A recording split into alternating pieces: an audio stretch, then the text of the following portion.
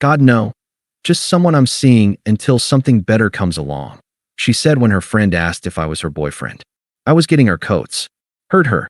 Grabbed mine, left hers, and walked out. She called 20 minutes later asking where I went.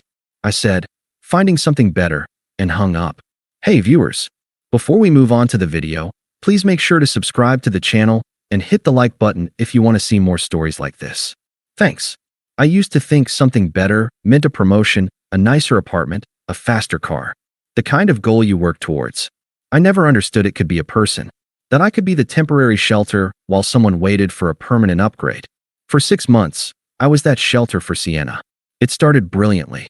She was all sparkling energy and impulsive joy, a whirlwind of Instagram aesthetics and latte art. I was Alex, the steady project manager who found her chaos charming. I organized her closet when she complained she could never find anything. I debugged her laptop when she had a deadline. I was the calm port in her self-created storm, and she'd kiss my cheek and call me her anchor. I mistook utility for affection. The signs were there, in the data, if I'd chosen to read them. Take a Tuesday, 2 months in. She'd had a devastating day. A brand collaboration fell through.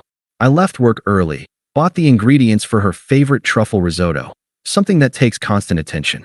She scrolled through her phone on the couch, feet tucked under her, while I stirred. It's just so unfair, she sighed, not looking up. My engagement was perfect. Their vision is just basic. Their loss, I said, grating Parmesan. Dinner's almost ready. I brought her a bowl, perfectly plated. She took a picture, then ate 3 bites. It's a bit rich, don't you think? I ate my serving. It tasted like effort, and it was perfect. Later, I tried to pin down a future. That new immersive art exhibit is coming in September. Tickets go on sale Friday. Should I grab 2? She was applying a charcoal face mask, her expression unreadable under the gray smear. September? Alex, that's like 100 years from now. No point planning that far ahead. Something better will probably pop up. I let it go. I was being the chill, stable guy. The uncomplicated rock. Another data point, my friend's rooftop barbecue. My people, software engineers, a graphic novelist, a teacher. Normal, laugh until you snort people. Sienna glued herself to my side, her hand possessively on my arm, laughing too loudly at my jokes. She was performing perfect girlfriend. The moment we were in the car, the performance ended. God, your friend Dave is so boring, she said, checking her reflection. He actually talked about property taxes for 10 minutes. And his wife's sweater, it was from Target, like, visibly. They're good people, I said, a faint defensiveness rising. They're settled people, she corrected, as if it were a disease. There's a difference. The what are we? Conversation happened in a haze of post-intimacy comfort, my arm around her. It felt like the right time. You know, I started. My sister asked if you were coming to the family lake trip in July. She stiffened almost imperceptibly. Labels are so corporate, Alex. So final. Can't we just enjoy this? It's good. Why put a box around it? I wanted the box. I wanted the label.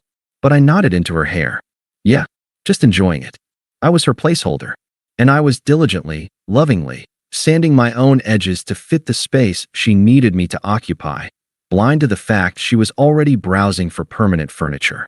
The inn began on a Thursday at the rooftop bar of the aviary. It was for her friend Tara's birthday. Tara, who worked in PR and spoke exclusively in buzzwords. The crowd was Sienna's ecosystem. Influencers, aspiring actors, people whose personal brand was their primary personality. I wore a jacket she'd picked out. You need to look the part, Alex, she'd said, smoothing the lapels. The part, apparently, was accessory. I paid for the Uber Luxe. I paid for the overpriced cocktails she and Tara photographed. I listened to conversations about algorithmic reach and vibes. I was the silent, smiling +1, the wallet with a pulse. After 2 hours, my soul felt diluted. Sienna was in her element, flitting from group to group, leaving me stranded by a heat lamp. She'd circle back, hand me her drink to hold, and disappear again. Finally, around 11, she shivered dramatically. Ugh, I'm freezing. Can you grab my coat? The faux fur one. My clutch is in the pocket. A simple errand. A final, functional task. The cloakroom was a sleek, mirrored alcove off the main lounge, separated by strings of delicate, glowing beads. I gave the attendant the ticket. As he turned to look, the noise from the party dipped, and voices from just the other side of the bead curtain sliced through. Tara's voice, sharp and giggly. So, okay, spill the tea. Is Alex, like, your boyfriend now? It's been what, 6 months? You're practically married.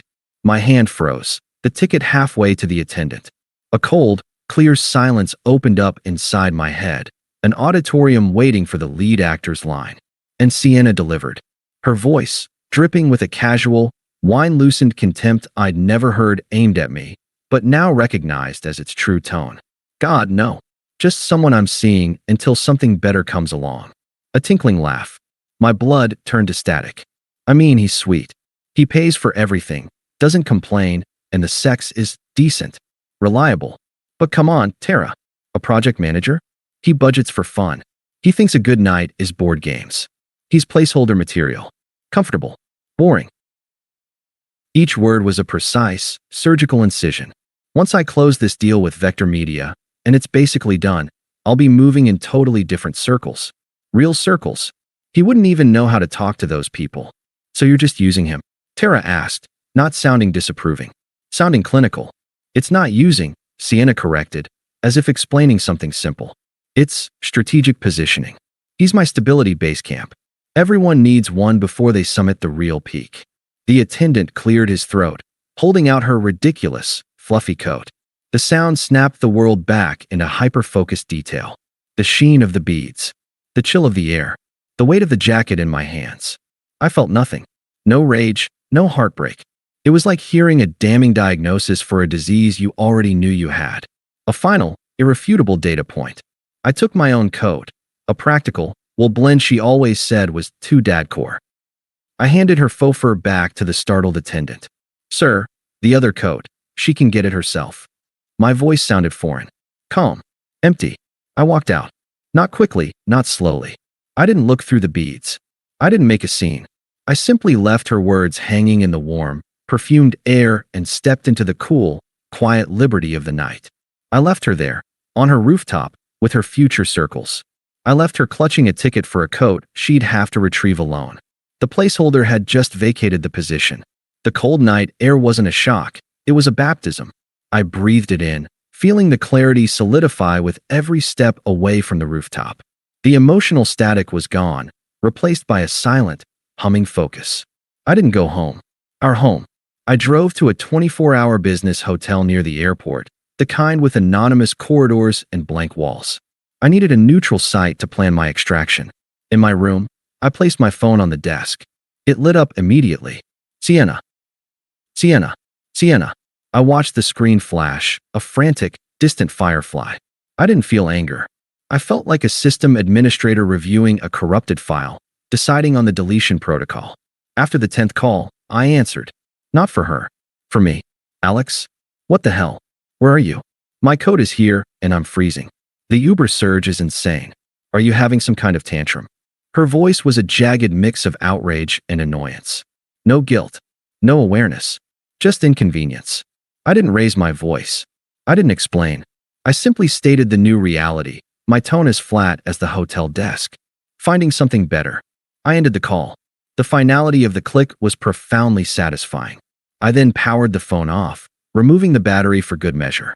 The silence was absolute. The next morning, I operated with project management efficiency. I bought a burner phone.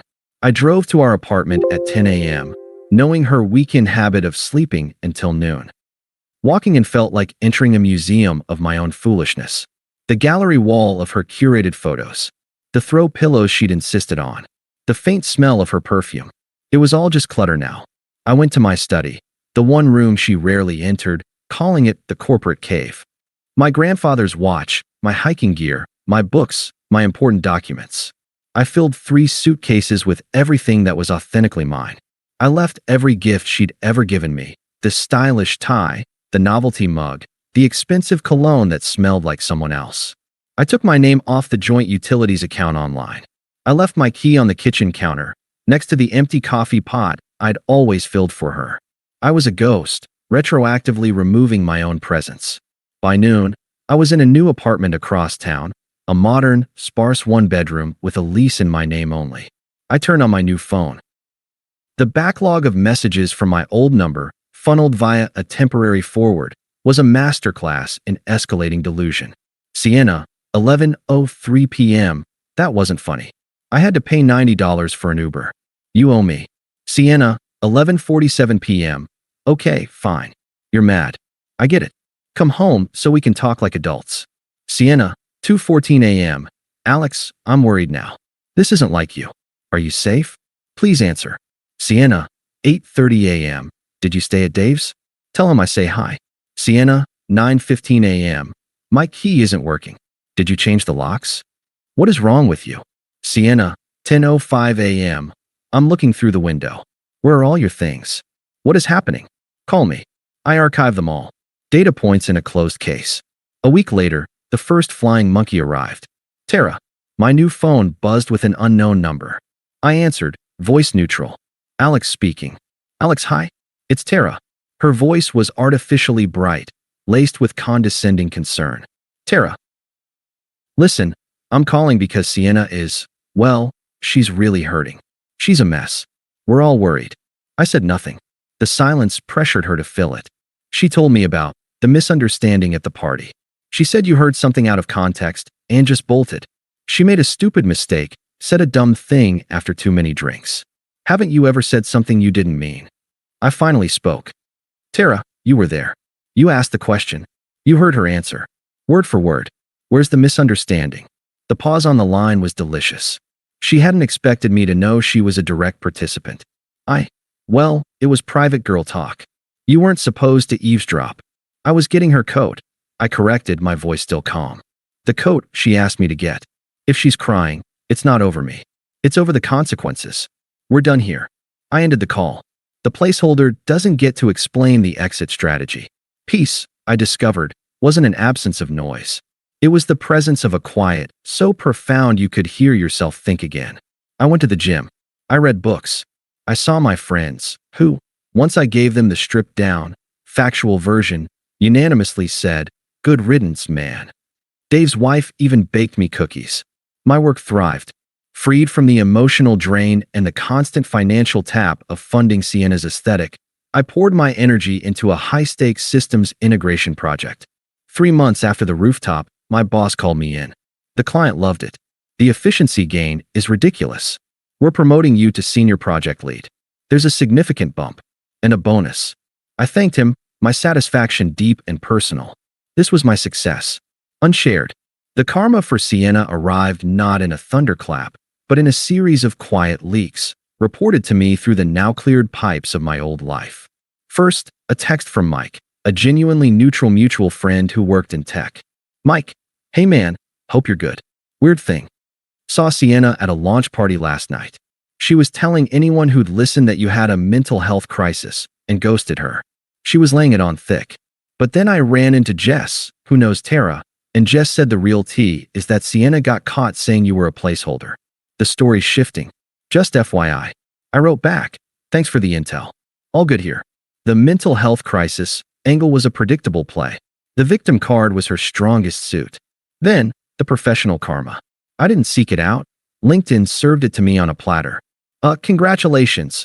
Post from a contact at Vector Media, the agency Sienna had name-dropped. I clicked. They were celebrating a new brand ambassador.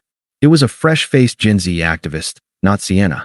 The caption praised the new partner's authentic voice and aligned values. A smirk touched my lips. Authentic. The one thing Sienna could never be. Her social media, which I hadn't blocked but never checked, became a case study in passive-aggressive performance. She posted melancholic sunsets with quotes about betrayal. Then, defiant selfies with captions like, leveling up alone nail polish. The comments were a mix of heart emojis from strangers and, increasingly, pointed questions from what must have been real-life acquaintances who'd heard the other side. One comment under a photo of her looking pensively out a coffee shop window stood out at Jen Bridges. Thought you were summiting the real peak. With Vector? Heard that fell through. Everything okay? The comment was deleted within an hour, but the screenshot lived on. Mike sent it to me with the subject line, Karma's a quiet browser history. The final, Satisfying data point came from my old landlord, Mr. Chun, who called about my official change of address form. All settled, Mr. Walsh. Just to confirm, you are no longer on the lease for Maple Avenue. The remaining occupant, MS. Reed, has assumed full financial responsibility. That's correct, I said. He hesitated. She is frequently late, and the complaints about loud parties from other tenants have increased. It is unfortunate. You were a very quiet tenant. I hope it works out for her, I said, the phrase utterly devoid of hope. I hung up, looking around my clean, quiet apartment. The only sounds were the hum of my computer and the distant city. The unraveling was hers. The peace was mine. The ledger was balancing itself, and I was no longer the one paying the cost. The first direct breach in my new walls came 3 months to the day after the rooftop. A text from an unknown number, but the syntax was hers. Unknown. Alex, it's Sienna. Please don't ignore this. My mom is in the hospital. It's her heart. I'm a mess, and I'm all alone. I don't know who else to call. I really need you right now. Please. I felt a cold flicker, not of concern, but of recognition. It was a classic play. Her mother, Barbara, was an indefatigable yoga instructor who posted daily sunrise salutations on Facebook. I opened the app one hadn't deleted. There she was, Barbara, in a handstand on a beach, posted 4 hours ago. Hashtag living my best life. I didn't reply. I didn't block the number immediately. I saved the contact as Sienna, Tactics. I wanted a record of the trajectory. The second attempt was angrier, needier, and came with a location tag, my new gym. She must have gotten the address from an old receipt in the apartment, or maybe she'd cyber-stalked my Instagram, which only had a single, recent photo of the new view from my balcony. I was mid-set on the bench press when I felt a presence hovering. I racked the bar and sat up. She stood there, in designer athleisure that had never seen sweat, her arms crossed. She looked thinner, sharper, with a hard glint in her eyes that her soft filter selfies would never show. You think you can just ghost me? She hissed, keeping her voice low but venomous. After everything I did for you? I made you interesting. You were a spreadsheet with a pulse before I got a hold of you. I took a slow sip from my water bottle, my breathing already steady. You're blocking the rack. Her composure cracked. Look at me. I'm talking to you. A few people glanced over. I remained seated, wiping my neck with a towel. I'm sorry you feel that way, I said, the most generic, dismissive customer service phrase I could muster. It wasn't an apology, it was a wall. I am sorry, she said, misinterpreting, latching onto the word. It was a joke. You have no sense of humor. You took a private conversation and weaponized it. I stood up, towering over her not with aggression, but with sheer, uninterested mass. I looked her directly in the eyes, and I gave her a faint, pitying smile, the kind you'd give a child throwing a tantrum in a supermarket. The joke's over, Sienna. The placeholder has left the building. I put my noise-canceling earbuds in, selected a podcast, and lay back down under the bar. I did my next set with perfect form. When I sat up again, she was gone. The phantom had been exorcised by pure, mundane indifference. The third attempt came via a more complex proxy. My office phone rang. My assistant, Maya, patched it through. A Barbara Reed for you, Alex. Says it's personal. I almost admired the gambit, putting her mother up to it. I took the call. Alex, honey, it's Barbara. Her voice was a poor imitation of warmth, layered over steel. Barbara, I'm calling about Sienna. She's not well. This separation has been so hard on her. She's lost, Alex. She made a mistake, we all do.